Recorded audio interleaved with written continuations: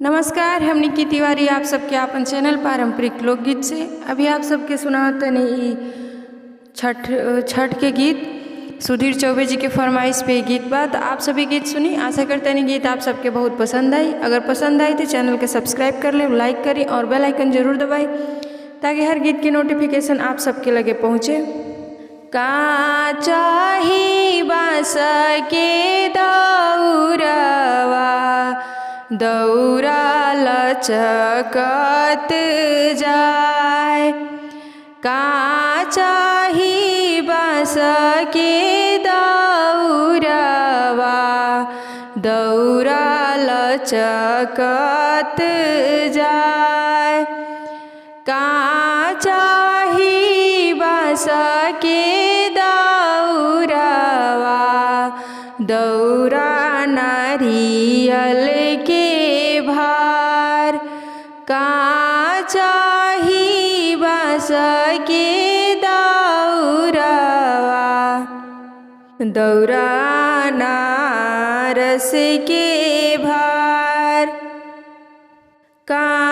चाही बास के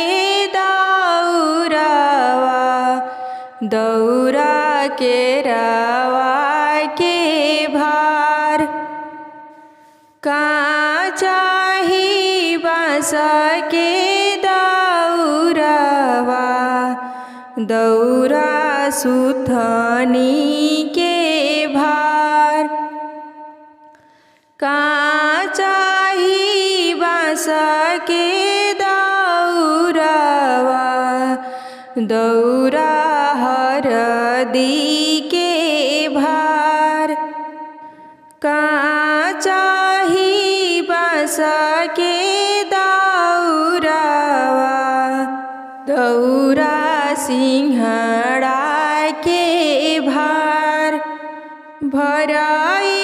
ताहाई पारसनाथ सेवका दौरा घाटे पहुँचाय, भराई ताहाई पारसनाथ सेवका दौरा घाटे पहुँचाय, भराई ताहाई सुधीर सेवका दौरा घाटे पहुँचाय, भराई ताहाई सुधीर सेवका दौरा घाटे पहुँचाय, भराई ताहाई संदीप सेवका भार घाटे पहुँचाय, भराई ताहाई ऋषभ सेवका भार घाटे पहुँचाय, भराई ताहाई ऋषभ सेवका भार घाटे पहुँचाय, बाटा जे पूछेला बटोहिया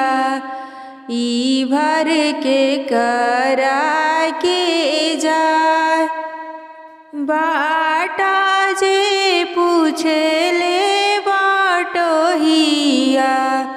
ई भर के करा के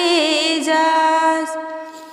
आँखी तोरे फुटोए बटोहिया ई भर छठी माई के